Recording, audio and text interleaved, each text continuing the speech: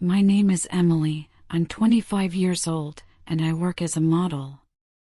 It's a career that has taken me all over the world, from glittering runways to exotic photo shoots, but it's also one that has kept me constantly on the move, far away from home and the people who truly know me.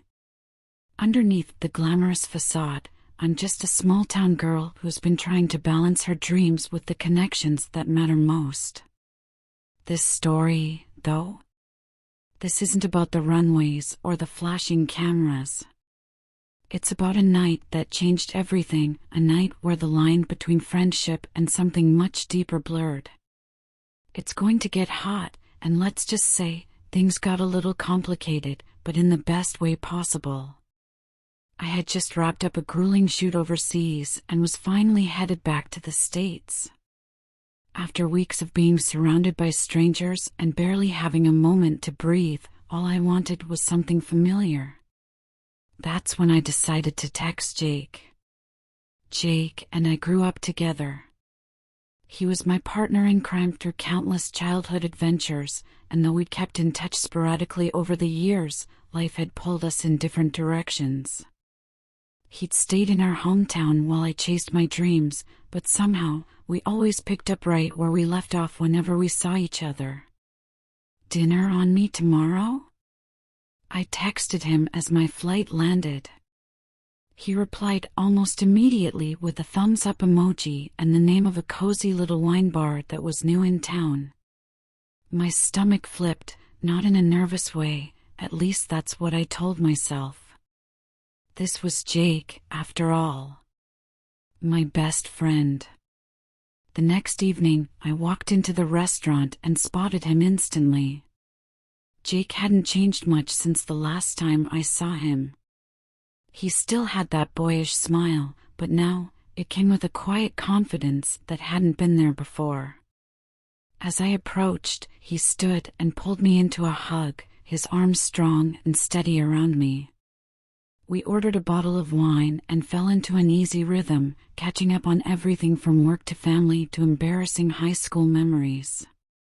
It wasn't until the third glass of wine that the conversation took a turn. Jake's expression softened, his eyes locking onto mine in a way that made my heart skip. "I've been keeping up with your career, you know," he said, his voice quieter now. "Every shoot, every campaign. You're incredible, Emily. But I've been seeing you as more than just my friend for a while now." I froze, the glass of wine halfway to my lips. "Jake," I whispered, unsure of what to say. My mind was racing. How had I not seen this coming? He'd always been there, a constant presence in my life, but I had never, or maybe I had, and I just wasn't ready to admit it.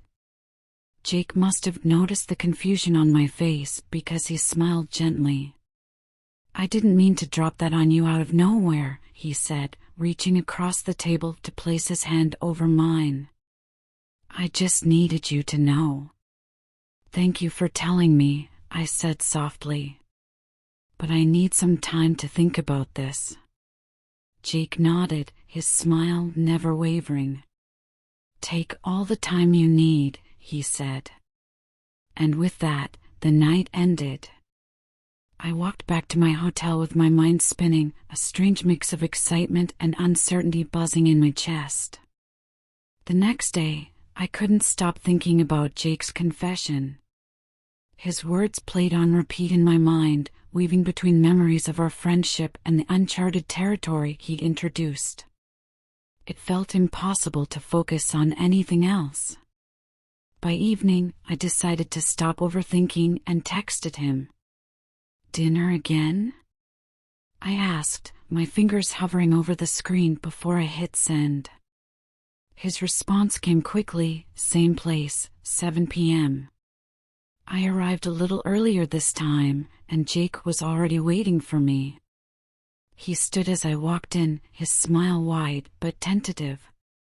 Tonight, he looked more polished, as if he'd put extra thought into his appearance. The sight sent a nervous flutter through me, but I pushed it aside. The waiter seated us at a quiet corner table, and we started with small talk, but there was a charged energy between us that neither of us acknowledged. Halfway through our meal, Jake reached across the table and took my hand in his. "I meant what I said yesterday, Emily," he said, his voice steady but filled with emotion. "I'm not just your friend. I don't think I can be anymore." I felt a warmth rise to my cheeks as I met his gaze. It was impossible to deny the intensity in his eyes, the sincerity in his words. Slowly, I leaned forward, my heart pounding in my chest, and pressed my lips to his. It was soft, hesitant at first, but as his hand cradled my cheek, the kiss deepened, carrying all the weight of unspoken feelings between us. When we pulled back, I searched his face for some sign of regret, but all I saw was relief and a flicker of hope. "Jake," I began, my voice almost trembling, "I think we need to take this slow. This is new, and I don't want to risk losing you." He nodded, his thumb brushing lightly over my hand. "Slow is fine," he said, a smile tugging at the corners of his lips. "As long as it's with you." We spent the rest of the evening talking about everything and nothing, the weight of the earlier moment settling comfortably between us. As he walked me back to my hotel, he took my hand again, his touch both familiar and exhilarating. At the door, he leaned in for a soft kiss goodnight, a promise of more to come. The following evening, Jake invited me over to his apartment for dinner. I hesitated at first, wondering if it was too soon, but something about the way he looked at me the night before made it impossible to say no. When I arrived, he greeted me at the door with a warm smile, his apartment filled with the rich aroma of home-cooked food and the soft glow of candlelight. We shared a bottle of wine as we ate, our conversation flowing effortlessly. Every moment felt charged, as if the air between us was electrified. After dinner, we moved to the couch, the wine loosening our words and inhibitions. Jake leaned in closer, his fingers brushing a stray lock of hair from my face. I didn't hesitate this time, my heart pounding as I closed the space between us. Our lips met, the kiss deep and consuming, a culmination of years of unspoken longing. The touch was electric, a whisper against my arm that sent a shiver down my spine. He didn't rush. His hand traced an agonizingly slow path, his fingertips grazing my shoulder, then sliding down the length of my arm, leaving a trail of heat in their wake. My heart thundered in my chest as he stopped, his palm resting just below my elbow, as if giving me one last chance to pull away. I didn't. Our eyes met again, and the hunger in his gaze was mirrored in mine. He moved closer, his body just a breath away from mine. I felt the warmth radiating off him, a silent invitation, a challenge I wasn't sure I could resist. His hand shifted, skimming over the curve of my waist, his fingers tightening just enough to draw me closer. My body responded instinctively, leaning into him as if I had been waiting for this moment forever. When he spoke, his voice was low and rough, a mixture of restraint and unspoken desire. "Do you feel this too?" he murmured, his lips brushing the shell of my ear as he spoke. The sound of his voice sent a wave of heat through me, pooling in the pit of my stomach. I didn't answer. I couldn't. His other hand came up to cup my face, his thumb softly tracing the edge of my jaw. His touch was both tender and consuming, as if he was memorizing every detail of my skin. My breath hitched as his thumb brushed my lower lip, the small gesture igniting something deep inside me that I couldn't contain. The only thing I could focus on was the way his hands roamed, tentative yet possessive, as though he was mapping me out, learning every curve and dip. His lips hovered just inches from mine. When he finally closed the distance, his mouth brushed against mine, not a kiss, not yet, just a featherlight tease that made me ache for more. I felt his breath mingle with mine, the intoxicating nearness of him unraveling every ounce of restraint I had left. His hands slid lower, over the curve of my hips, pulling me firmly against him until there was no space left between us.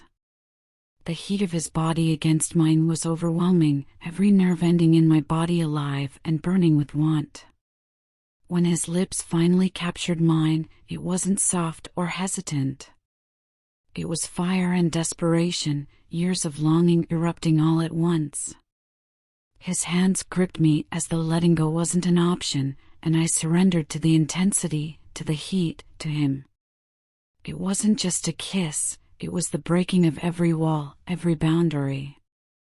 And in that moment, I was his, completely and without question. When the sun rose, we were still wrapped in each other's arms. We stayed in bed all morning, talking and laughing, rediscovering each other in ways that felt both new and familiar. But as the day went on, reality began to creep back in.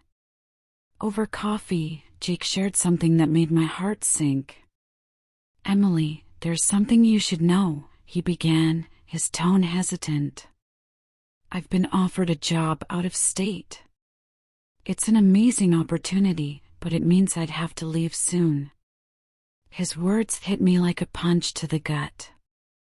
After everything, after finally opening this door between us, the thought of him leaving felt unbearable. "When would you go?" I asked, my voice barely above a whisper. "In a month," he said, his eyes searching mine. "But Emily, I don't want to lose what we've just found.